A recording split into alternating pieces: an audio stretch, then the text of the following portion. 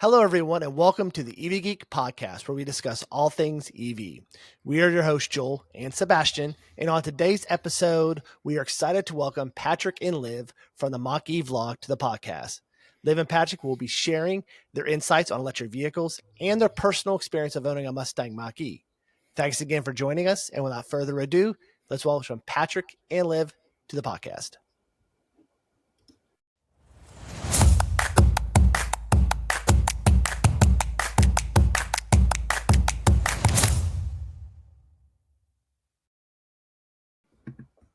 We are thrilled to have Patrick and Liv on the podcast today. How are you both doing?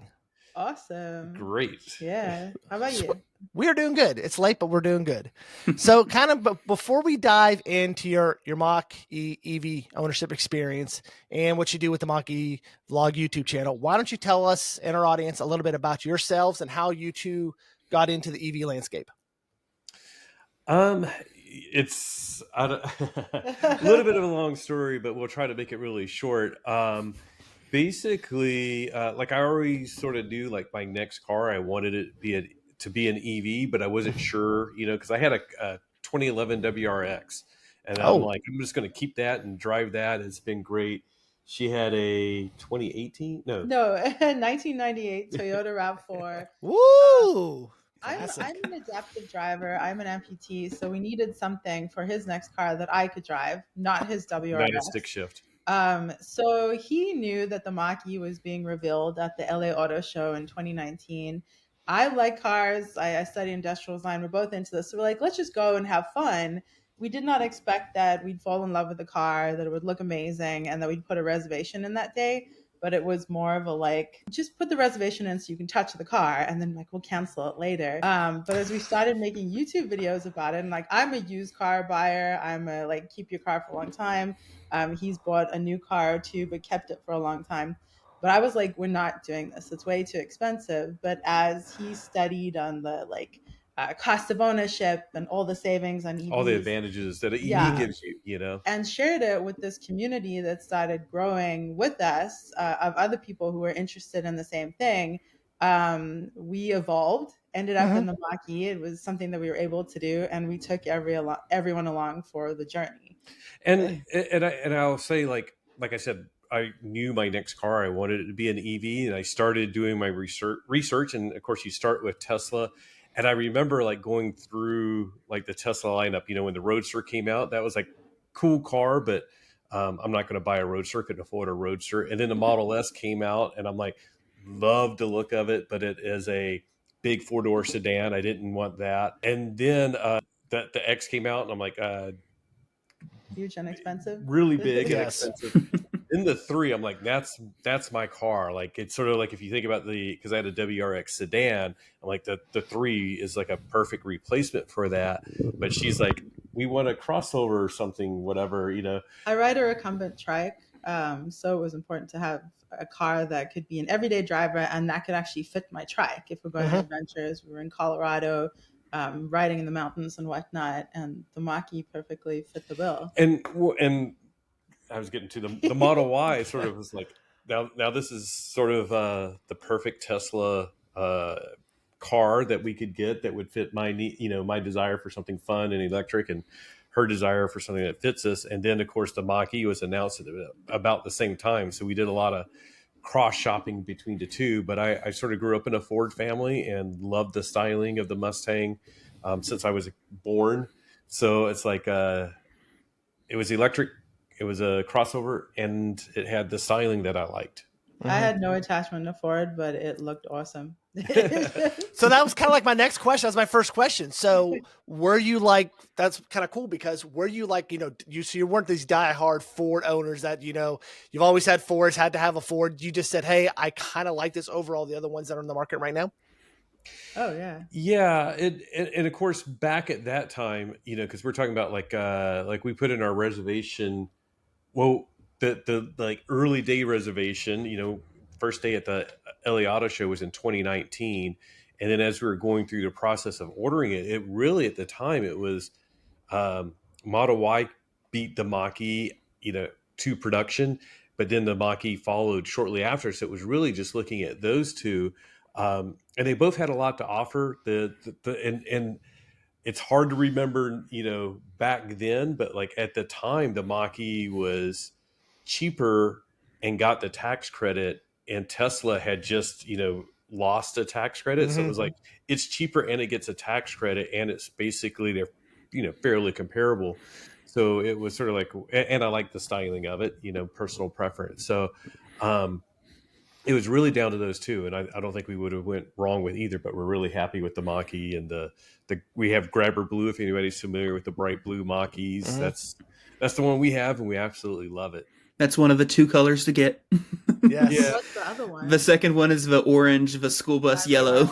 Grabber Yellow is looking pretty good. Yeah. The Eruption Green they have some really good, fantastic colors. With the Mach-E, although they discontinued Cyber Orange now. So really? Cyber Orange you can get on a Bronco. Grabber Blue is just a Mustang. Yeah. So that's kind of cool. Exclusive. So our first experience driving one of these was 2 weeks ago, Sebastian, I believe. Something like that. 2 weeks ago, when we got to drive a red one, which red looks good on camera. We got to drive a 2023 GT. So, and I was pleasantly surprised because, I've heard some people say great things about the Mach-E, and I've heard some people say not so good things about the Mach-E. So I kind of went in with kind of mixed emotions and feelings, but, even Sebastian, we were like, this is a really nice car. And we have driven some recently that weren't nice, and some other vehicles, some other brands that weren't nice. We're like, this is a really nice car. I punched it. I got it up to, we're not going to say how far I got it up to because we borrowed it from a car dealership. So but we got it up there pretty fast, and it was a pretty nice ride. So yeah. Since we do the YouTube, and now Liv writes for our Girls Guide to Cars, we review a lot of other EVs. We actually have a Honda Prologue that's been dropped off in our driveway, so we're going to test that for a week. And there's a lot of great things about a lot of EVs. I always say, like, give me 10 minutes and I can talk you into buying almost any EV out there. Give me another 10 minutes, I can probably talk you out of not buying that EV. yes. But we review these EVs, and then we come back, and it's just like, we are really happy to get back into the Mach-E, and just some of the little details that part of it is we're accustomed to, but part of it is like it just really fits what we were looking for. We always talk about this. It's like it's really interesting. Like, when we review EVs, and you see like some people, they create like their top 10 list of EVs, or like, buy this EV, don't buy that one. And I get it, because like we do the same thing, but like if we're talking about like a couch, you wouldn't be like, you should buy this couch because it's better than that couch. It's like it's personal preference. Well, we got a blue couch. A lot of people would like, that's obnoxious. Well, and also with short people, like how tall you are, how do you like to drive, how far do you drive, what kind of family do you have dogs, like, so that for us has been a fun thing as we've gotten to explore other EVs, is like there's something that's right for everyone. Like the tagline for our channel is whatever you drive, enjoy the ride. And we really enjoy the Mach-E, but it's so cool seeing the variety that's out there, because it's not for everyone, and it's fun seeing what's right for other people too. And I always give the example too, and I know we're like drifting all around here. You're fine, drift away. My mother-in-law, Liv's mom, she loves Nissans, and she's owned a lot of Nissans in her life. And we were sort of trying to convince her to go EV, and we're like, a Nissan Leaf would be perfect for her. And people are like, oh my God, it's horrible, and it's chattable, and you can't charge it much. I was like, this is a woman, and it's okay to say she's in her 70s. Yeah. I was like, wait, is she going to watch this? She's not going to watch it. We're going to send it to her. Yeah. Yeah. She needs to even get on a freeway. So it's like, she drives locally. She's not going to road trip. It would have been perfect for her, but you guys know this, I'm sure. It's like, it's daunting. It's intimidating. Not everyone's ready for it, even if they're like super well suited to it. Like there are a lot of people who would love an EV, but they don't realize that they could do it because it's scary. Yeah. Yeah. We drove a Nissan Leaf semi recently. It was like, we came away from it was like, especially because when we drove was going to be $6,300 after tax credit. Yeah. And why wouldn't you, right? Yeah. I mean, if And you it was- need a car to go to and from work, we live in the city. We both live, I live in Little Rock and he lives a little bit south of Little Rock. But if I'm driving to work every morning and coming back home 10, 15 miles a day, that'd be a perfect car, Yeah. Now, would I And want the to one take it we to South drove- Carolina? No. So, And the one we drove was a 2019. It wasn't a first gen Leaf; it was a second gen Yeah. Leaf, and so it was just we were both blown away by it. yeah, we're like, this is a nice car. Moving on, though, try to get a little bit back into the lane. So you guys started with a 2021 Mach-e first edition, Right. and then added a second one, right? The 2022. Rated. Traded it in, okay. Yeah. And y'all did the GT Performance. So what motivated that upgrade? So number one factor really was the crazy market at the time. We bought our first edition for slightly under MSRP, which I had people accusing me of lying about that. I literally posted our purchase order on it on the internet. But we had X-Plan, which we got via being members of the Mustang Club of America. You get like a slight discount and like no hassle with the dealer. So we got that one for like slightly less than MSRP, sold it for more than MSRP back to the same dealer, and then got the GT Performance Edition for slightly under. So it was almost like a free upgrade. That's Yeah. not going to happen again. And it's, like right now we can't do that because we would love to get a Mach-e Rally, but they're Yeah. they're And not- I Yeah. mean, that's the kicker is we were at an event, we were able to drive the GT Performance Edition. We're like, oh, this is awesome. If we can make the numbers work, his face was like, make it work. And it did. But Yeah. then we drove the rally and we're like, oh, this is awesome. Make the numbers work. They did not work. No. No. Yep. Yeah, I'm unfortunately one of those people too that got into I kind of similar story. I bought a Model 3 and sold it, a year later and made like $6,000 off it. Then I bought a Model Y and paid way too much money for it at the time. And now I'm just turned 80,000 miles on the Model Y. We're gonna run that thing till it dies. So yeah. Yeah, we're looking. It's all related. Speaking of Leafs, we were borrowing Kyle Connor's 2012 Leaf. And he just picked it up, so I'm expecting him to have a video on all of this soon. I'm so sad. He has the that Leaf thing. back, which means now we sort of need like that second EV. So we've been looking at used, and it's sort of like half of me is going like, "Wow, there's some really good bargains," and then the other half of my brain is going like, "That's why you can't upgrade to a Rally because we can't sell ours for what we need to." Well, I'm glad he gave you the old. I'm glad he gave you the old Nissan it has, and not the new Nissan he has. So that's good. Yeah, no. I mean, we had it for like a year and a bit, and it was great. 2012 Leaf has like max 50 miles of range. Just drive that all around town. It was perfect. So maybe we'll get another one. Where's that $6,000 Leaf you just had? Oh, it's gone. It's gone. So if you're ever looking for used EVs, so we have a guy here in Little Rock, Evolve Auto. That's all he does is sell used EVs. And right now he's got he had one. He had a Bolt, I think he did for $13,000. And actually the best cars that are selling right now, he said, are Model 3s that are below the $25,000 price, because they're getting, they can get a Model 3 for $18,000, $19,000 now with the tax credit. So so it's crazy. I have to be honest, I'm looking at the Bolt because if they have the new battery, it's like you get an old price with the new battery. It's like, all right. Yeah. Yeah, and I mean, as an around town car, as someone who owns a Chevy Bolt and drives it, it's excellent. Yeah. I mean, the biggest problem with the Bolt is DC fast charging, but if you just drive it around town, you don't care. Yep. Yeah, exactly. Yeah, totally. Yeah, it's like we have the Mach-e, so we'll road trip the heck out of that, and we have it, so that's our road trip car. Yeah, although we might get the adapter if we had a Bolt and then plug in a supercharger. Yeah, just to for annoy the people photos. with their 50 kilowatt charging.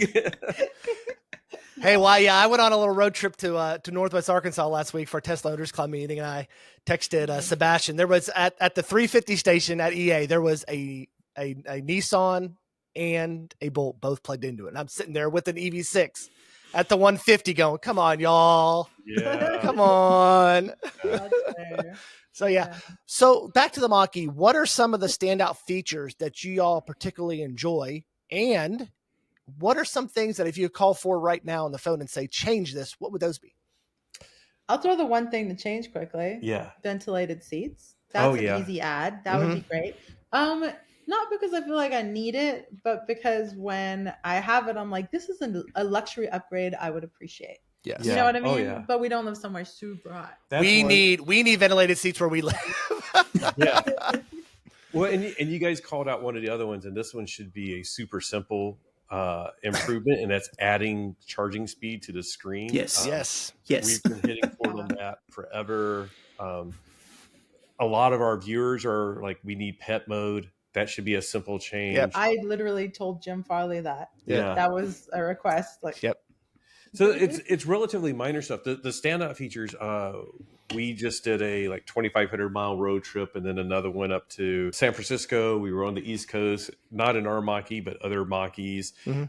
Blue Cruise has been fantastic. I absolutely love Blue Cruise with the latest editions. Ours, the Performance Edition, and then like the new 2024 GTs and Rallies have Magna Ride suspension, so it is just fantastic. When you want to have performance, it shifts into performance mode. And it's an adaptive suspension, but it's like, it really is adaptive, as in, because it's magnetically controlled, it's making hundreds of changes per second. So you really notice, like when you hit a speed bump, like a little bit too fast, or like a big divot in the road or a pothole, it doesn't like do that like bounce. It's like, it's like it bounces once and then it gets it under control. So it's just, that's one of my favorites. And then, a lot of the things that we like about the Mach-e, and we've said this, like we like about it's common with all EVs, just the instant torque, fun to drive, quiet. Mach-e specific, I think the build is great.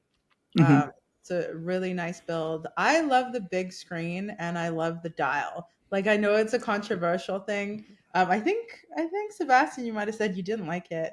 Maybe. So they watch our video, Sebastian. What are you doing? So it's not that I didn't like it. I love the dial. I love the way that part of the interface works, but I like the widescreen of the Lightning more. Oh, okay. I think I just like the giant kind of widescreen display a little bit better, especially when you start looking at, like, if you're charging or whatever, like, YouTube, for example, being able to have a video take up the entire screen, just like little things like that. And when I used CarPlay on the vertical screen, CarPlay kind of had a weird kind of way of filling that little bubble, which isn't Ford's fault. I understand that completely, but I think Android Auto does better with the vertical screen, and they've actually made some improvements. And then it's like I can make the map almost the entire thing, and it's really slick. Yeah. But as you guys notice, CarPlay has the EV routing built in. Which Yes. is really nice.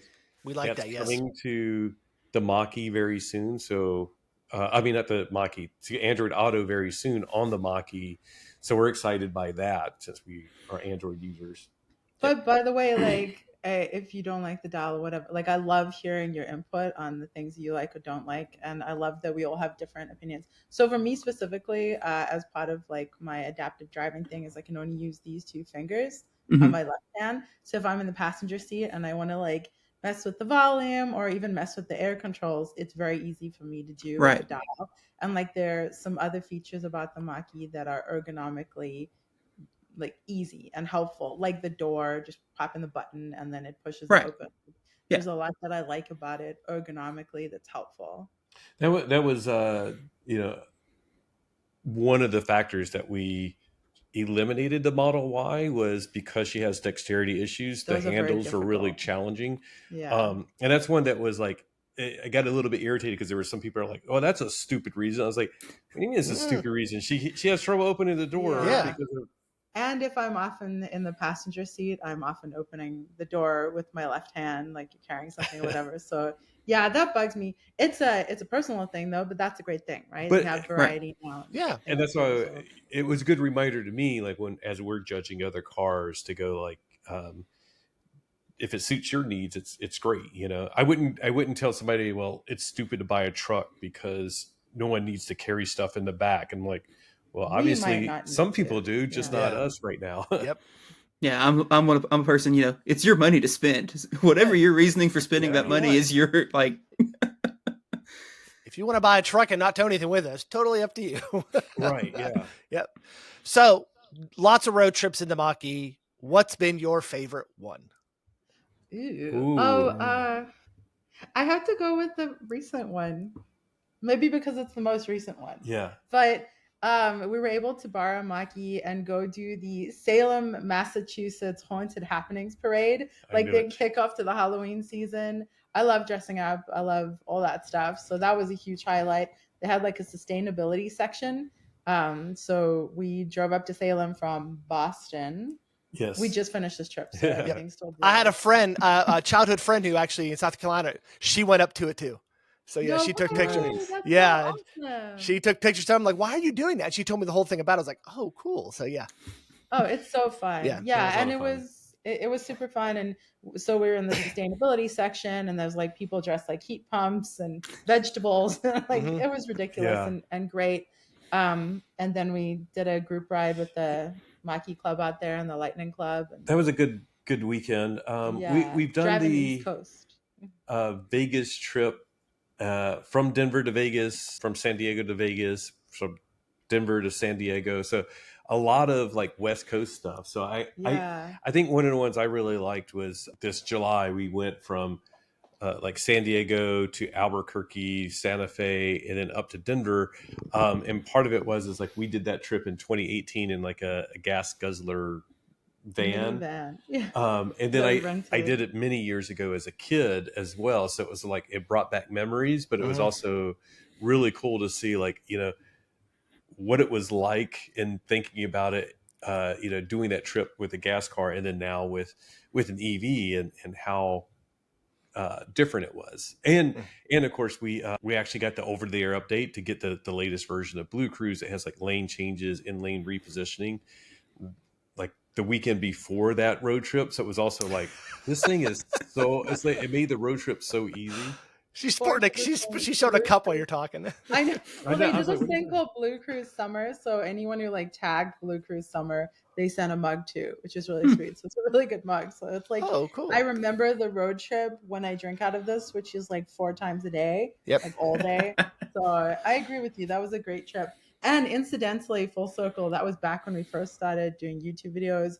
We did like travel adventure stuff, which like no one watched at all. But like, so I have the memory of that. Yeah. Like, wow. Our first video was actually like 6 years ago, 2018. On that road trip. And I think if you guys go watch it now, you may be number like 40 to watch the video. We'll make sure we do that to get your 3 cents for your ad on or something like that. We're not monetized on that channel. Oh, no, you're not monetized on that one? Oh, shut. No, we have like 10 subscribers. Yeah. So off topic, how many trips have you done with Kyle and the group? You know, those cannonball trips or something like that. Which ones have you done? Really, just the one. We did a camping trip. We did the race to Vegas, but we've done other little things. Like how intense are those trips? Because I mean, I'd get for us not. Okay.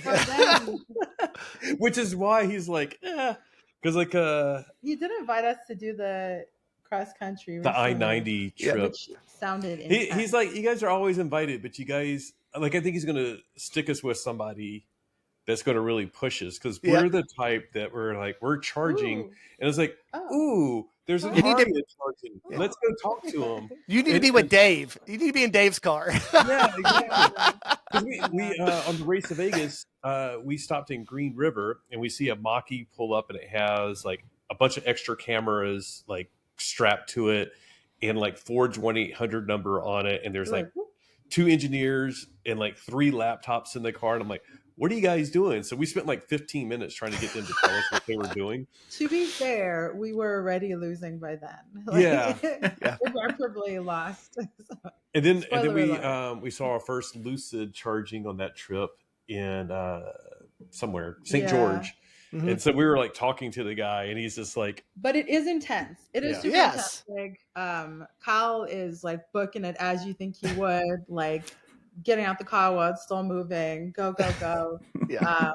That dude pushes stuff to the limit. And you guys are like, look at the pretty sunset. Totally. Exactly. Yeah. Well, and then we always talk about too is like he's the, you know, roll in at 2%. That's so stressful. We've had an EV for 3+ years now, and I'm still like, when it's down below 10%, I'm like, okay, I'm ready to pull off and charge. And then the car is like, okay, you need to go to like 47%. I'm like, let's just go to 80. Yeah. Not 50. We'll just go to 80. So yeah. Yeah. Yeah. So yeah, I can't imagine those trips being intense, especially going from one coast to the other coast. I just couldn't imagine what that'd be like. So yeah. Yeah, seriously. Yeah. Yep. So we're going to move off from the Mach-e a little bit and kind of look at the EV market in general. So what do you guys see as the biggest challenge or opportunity for the EV market kind of moving forward? I think, and this is part of like some of the conversations, or some of the stuff that Jim Farley has been talking about. We did get to meet him once and have a conversation about it with a group of other enthusiasts. And I think it really hits the nail on the head as far as like, when you have the EV geek looking at an EV, it's very easy to make that pitch. They just sort of like, Tesla puts the car out there, or Chevy or whoever, and you know all the stats. The dealer doesn't have to do anything. And it's sort of like we're doing our own research. We want to be bleeding edge, and it's fairly easy to sell EVs in that environment. But when you start getting beyond that, I think that's where we're seeing the challenges now. And I think that's one of the reasons why Ford just came out with their Ford Power Promise, where they,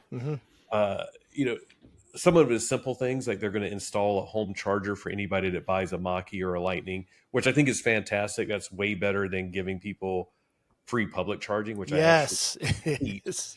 But then they're also doing things like, I know it's good, but at the same time, I'm like, it makes me cringe because they're saying like, if you run out of charge, we'll tow you to the nearest charger. And I'm like, that's great. I'm sure it's helping some people with their fears, but at the same time, I'm like, stop portraying. Like, I've known many people with EVs, and we did meet one lady that got towed, but she had a Leaf that she took across country. You talk about her in February. Multiple times. No. She got there like in June, probably. So yeah. Like, my gas car doesn't tell me like, okay, you're going from here to Vegas, stop here and get gas, but the EV does. I'm like, it's not really a concern, but I like that they're being proactive, and I think that's part of the challenge, is like trying to get people to understand that, and that's where I think the big holdups are. And I was just reading an article this afternoon talking about plug-in hybrids, and I'm sure you guys are the same as us, and it's like, I think plug-in hybrids are sort of like the worst of both worlds. It's not really a great gas car, and it's not really a great EV, and you have twice the maintenance. And they're saying that like the satisfaction from owners is far less on a plug-in hybrid than it is on an EV, because of exactly that. You're not getting the full benefits of either EV or gas by having a plug-in hybrid. Totally agree. And I kind of think plug-in hybrid is a technology that was probably fantastic if it would have been widespread 10 years ago. You know? But at this point, EVs have gotten so far ahead now that, just at this point, just jump, right? Yeah. And a little bit of that is something we do, and I'm sure you guys do, and a lot of other people who are being EV advocates just by being EV owners. It's like just encouraging the people around us, like, you don't need the hybrid. I mean, some people do. Sure, like there's certain unique situations. We had a friend who really needed a hybrid.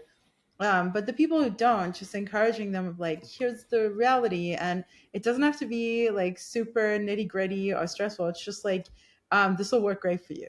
Like it's going to work great for you. This is going to be awesome. And like EVs are exciting and the tech is cool. The maintenance is low. Like really the pitch for it is minimal. It's super cool. We just got to like keep spreading that enthusiasm and like the education. Right. And I think, people doing what you guys are doing, making, review videos and just checking cars out. I think that helps.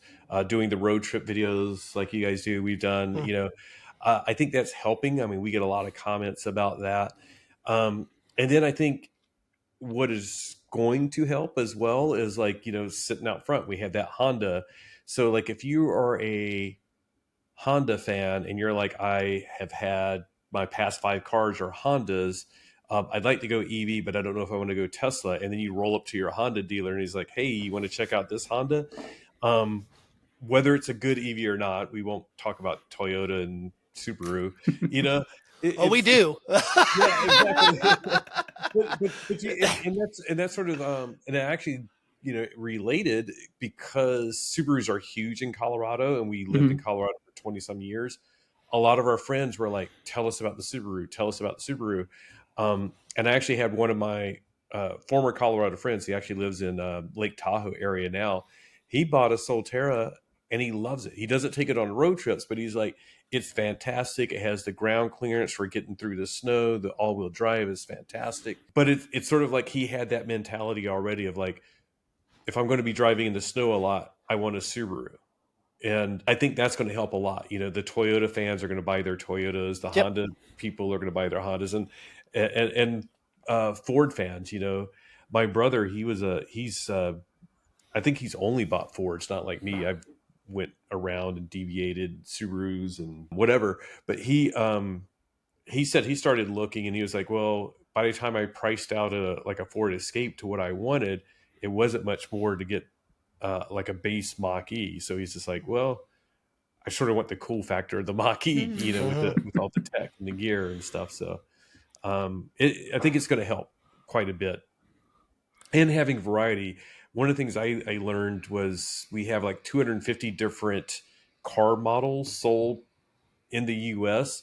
So, even if Tesla doubled and had like 8 different models, there's still a lot more room for those little varieties that people want. It's like, I want slightly more room. I want cup holders in their armrest. It's sort of like all these little things that may not be a big deal for any of us.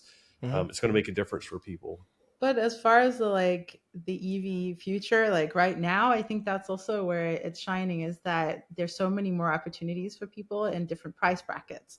And that's something we really need, is like looking at all the used EVs that are now available, also with the tax incentive, but like for the same price around by, you can get a Leaf, you can get a Bolt, you can get a Kia Niro, an i3. What else have we seen? Oh, I even saw a Solterra for around the same price. So like that's really cool, seeing that start to infiltrate the used market. And then we're getting all these leasing deals for the new EVs. So like starting to make that a little bit more affordable for people, and like bring it out of the concept that an EV is a luxury vehicle. And that's something that we really need to do. And obviously, like all the major automakers are working on bringing the price down. But for now, that infiltration of the used market is really helpful. Totally agree. So next question before I let Sebastian kind of finish it up. How has owning an EV kind of influenced your lifestyle and your daily habits?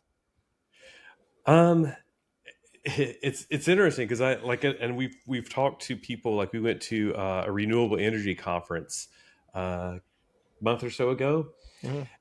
And I tell people, it's like our viewers, we were talking to companies, and because what happened to us is like, we start looking like the EV was sort of cool, but also I'm like, it's sort of good for the environment. I wasn't totally invested in that side of EVs. But then when I started looking at it, I'm like, okay, started going down the rabbit hole, and it's like a domino effect of like, well, an EV is more efficient than a gas car, but riding a bike is more efficient than driving an EV, or walking is more efficient than that. And then I also, at home, we're like, well, we get those comments and stuff of like, how is it your EV powered? So now we have solar on the roof. Yep. And then it's sort of like we're offsetting any of our energy usage because we produce so much solar. But then I'm like looking at, well, why is our TV behind us drawing 60 watts when it's powered off? So so that's how it totally ruined my life. I'm like now obsessed with a little bit of energy. It's the opposite of rent, but also like the community that came out of it is pretty awesome. But at the time when we got our Mach-e, I had a 98 RAV4 that I'd had for 16 years, and I was going to keep driving that till it fell apart. But when we moved to California, it would not pass emissions, so I left it there. And like part of me was like, wow, used ICE vehicles are really, really cheap. But then I will never be able to go get gas again. Like once you get used to plugging in at home, yes, you can like, how could I go get gas? I'm like chained to a gas station, even beyond the environmental consequences, not being stinky, not being loud, all that amazing stuff. Not going to a gas station, I think that's ruined me forever now. Like I'm never going to do that again. I remember talking to, of course, at that time, it was basically just Tesla owners. And I was always like, oh my God, so arrogant, because they would be like, oh, I'm never driving a gas car again. And I was just like, whatever, I Yeah. love my WRX. And within 6 months of having the Mach-e, I'm like, yeah, we're never buying a gas car again.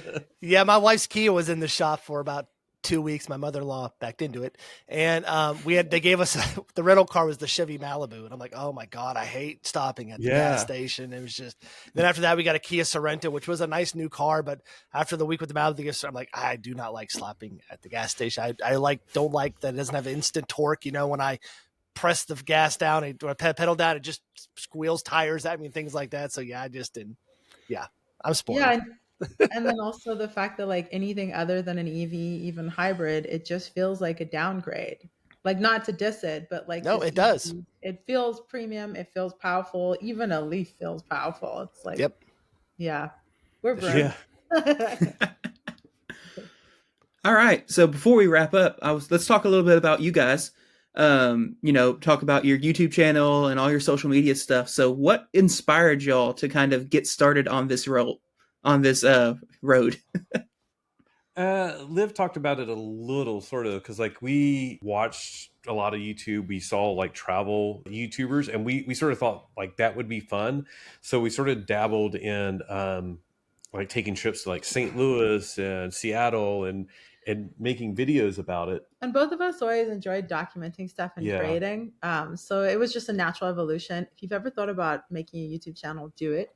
It's super fun. Mm-hmm. And I don't know about you guys, but like when we started that channel, it was like, who cares if anyone watches? We're having a great time. And we learned a lot about it. We're still in that stage. So yeah. Yeah. I don't think so. You guys are big. But yeah, I will.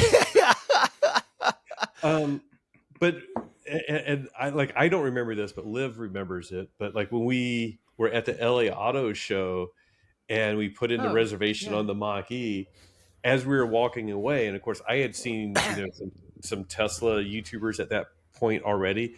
As we were walking away, apparently I told her, I was like, I think we could start a YouTube channel on the Mach-e, and there's like, we'd be one of the first. Wouldn't that be cool? And I didn't know about car YouTube at the time. I was doing a makeup YouTube for fun. Like, we were just having a great time with it, being creative, having no one watch it. And so I was like, okay, I mean, sure. I don't know who'd watch that. But then he makes a video and people are watching because the other people are in the exact same boat. And that's so fun. It's so fun sharing with other people who are in the same boat. And as we've evolved, so has the community, and we get to all share with the new people. It's like, it's very collaborative thing. We really pinch ourselves because we feel very lucky that it's grown into what it has. I mean, we're still, small compared to the Kyle Connors out there. Yes. But if he says he's small, and I like, you can't say you're small YouTuber anymore, Kyle. You can't get away with that. That's overplay. No. Yeah. Like I try not to take for granted. Like we have about 14,000 subscribers, so I'm like, that's really freaking awesome. And it's developed into like we run the Mustang Mach-e Club as well. So it's like we are very fortunate to be able to make these connections with people within the Mach-e community and beyond. And like I said, we like reviewing other cars. And still to this day, one of my favorite compliments was we reviewed the ID4. And a few months after the video came out, like somebody posted a comment and was like, hey, I just wanted you to know I just bought an ID4 and it was based on your video, because if you own a Mach-e and you could tell me all of these good things about the ID4, I felt like it was very real and authentic, and I love it. I'm so happy that I bought it. And I was like, cool. It's like we're helping people with this transition, helping people feel comfortable. One of the things I tell people too is like our road trip videos, we wanted them to like help people understand what it's like to road trip with an EV, and it very much is that. Like we know we put in all this beautiful scenery, which I think is great, and I thought people would watch, but and some people do, but we can see the spikes, as you you can see the spikes. It's like they skip through the beautiful scenery. We stop at a charging station, and then they watch me plug in. And then it's like I do my route planning for the next segment, and then they fast forward Or through yep. the scenery again. They don't care. They don't care what the countryside looks like. Yeah, Yeah. I noticed that in our videos. I like took pictures of like driving through Atlanta and crossing through Birmingham. They didn't watch them. Just skip, go to the next part to where you stop. So yeah. Yeah. Yeah. So, it feels really fortunate that we are, 20 years from now, we'll look back. Hopefully, EVs are like 80 to 100% of sales, and we'll be like, hey, we were back, when they were 5% of sales, helping people learn. And it's a big responsibility because we have these amazing opportunities. Like the fact that we have the Honda Prologue there is an incredible opportunity, and not everyone may have access to driving that. So to be able to share as much as we can realistically of like, what's this experience like, honestly, like with no ulterior motives or anything, like we're just trying to share honestly, is so important to us because we can give people access to something they may not have access to. And on a personal level for me, I'm an amputee. I drive with my left leg. I have all sorts of adaptations. I really like to be able to give voice to people who may not always see themselves in automotive media and address concerns that a lot of people may have that aren't necessarily addressed. So we, like you said, I pinched myself that we get these opportunities to explore this stuff for ourselves, but also for the people who take the time to watch us, which is still crazy that anyone watches us. Half the time I'm like, why are you watching us? And we try to, like I said, it's like, she said, it's a big responsibility because like when we've talked about these cars, I'm like, it's like a $50,000 car. And we've had people talk to us like one-on-one, and they're like, oh, I don't like planning my trips. I just want to go. I want to go to San Francisco. I want to head north. And I'm like, all right, don't buy an EV. Because he's going to be miserable if he doesn't want to plan out his stops, And if it creates anxiety and stress that a charger may or may not be working, like, don't do it yet. Yeah. Well, and be honest with people about it. Don't be like, it's going to be smooth sailing. Yep. Like, Yeah. So here's the real deal. Especially in Southern California, when people are like, I don't have charging at home. Should I still buy an EV? And I'm like, No, don't, please. Don't, please don't. Not right now. Give it some time. Yeah. If you can charge at work, maybe, but no. Yes. You don't want to be driving the supercharger 2 and 3 times a week. No, you don't want to do it. Yeah, it is a weird kind of feeling. Like, it's just a weird feeling. I was riding the car today and Apple Podcast was on, just listening to random podcasts, and our podcast came on app. And I'm like, it's weird. I'm listening to myself on the radio. This is a weird feeling. Yeah. So it's just a weird feeling. Like, I'm hearing myself on Apple. I never thought I'd hear myself on Apple. So yeah. And people are listening to you and to your opinion and your input, and that's really special. I know. It's awesome. Nice, because we have to watch what we say about things. Like, can we do? Should we be this harsh? Should we be this harsh? I don't want to, because we're getting, most of our vehicles come from dealers. We hit up some dealers, say, hey, listen, can we borrow the car for the week?